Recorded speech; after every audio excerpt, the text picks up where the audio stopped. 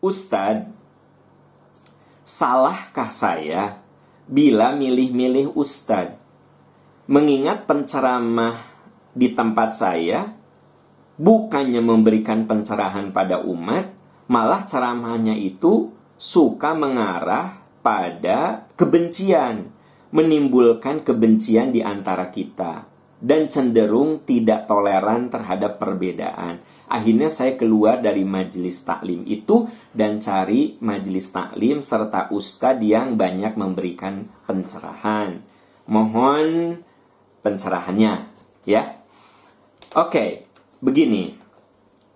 Memang kita diperbolehkan untuk mencari yang terbaik, ya.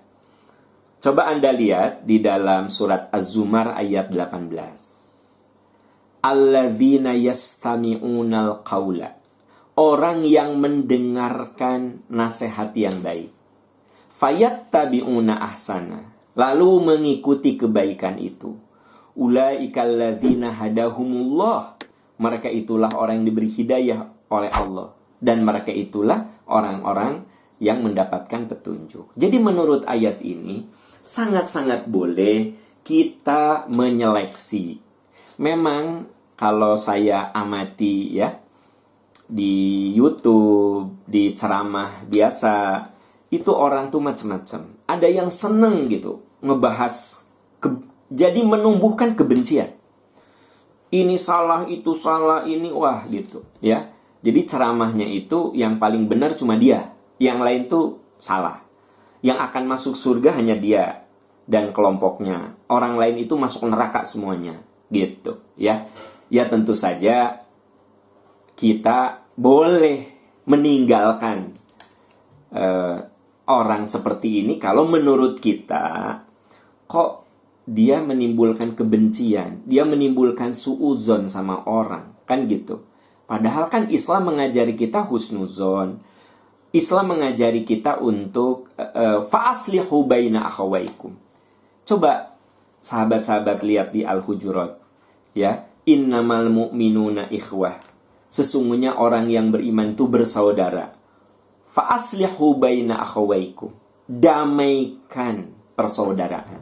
Jadi kita ini harus jadi orang yang senang mendamaikan, senang menciptakan kemaslahatan, senang menciptakan keharmonisan. Nah, itu yang dianjurkan oleh ajaran agama kita. Ya, bukan pandai menyebarkan kebencian. Nah, apalagi di zaman seperti sekarang ini. Luar biasa itu yang namanya berita bisa masuk ke tangan kita. Coba kita saring, ya. Omongan yang sekiranya akan menimbulkan permusuhan, buang saja. Ini malah sama kita di-share lagi. Kan begitu. Yang menimbulkan kemadorotan, buang saja. Yang menimbulkan kebencian satu sama lain, buang saja. Kenapa? Karena ini hanya racun. Meracuni pikiran kita, meracuni keikhlasan kita, meracuni ukhuwah kita. Buang yang kayak begitu. Kenapa? Nggak ada maslahatnya. Ya, nggak ada maslahatnya. Jadi menurut hemat saya, Anda milih-milih ustadz, Anda milih-milih majelis taklim yang relatif banyak memberikan nasihat kebaikan, ya ambil itu. Ambil itu. Kenapa?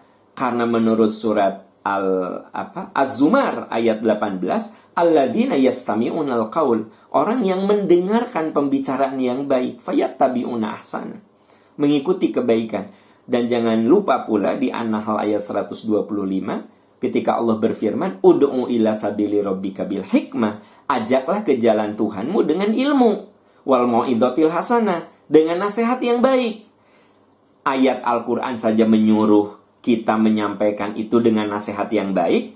Kalau Anda kemudian menilai, ini orang kok ngomongnya kayak gini sih, nggak ada nasihatnya, bukan kebaikan, malah kebencian. Nah, berarti memang orang ini melanggar firman Allah surat An-Nahl 125 itu yang mengatakan wal mau'izatil hasanah, dengan nasihat yang baik, dengan ilmu, ya kan?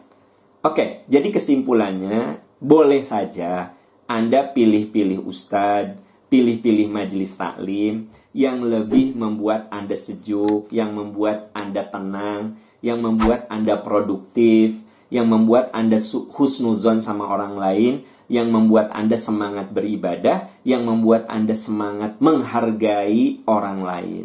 Ya, kenapa? Karena inti dari agama adalah al-muslimu man salimal muslimuna min lisanihi wa yadihi. Muslim yang hebat adalah yang bisa menyejukkan orang sekitarnya, baik dengan lisan ataupun perbuatannya. Jangan lupa, kalau kita sholat, dimulai dengan takbir, mengagungkan Allah, kemudian diakhiri dengan salam. Assalamualaikum warahmatullahi wabarakatuh. Assalamualaikum warahmatullahi wabarakatuh. Apa isyaratnya?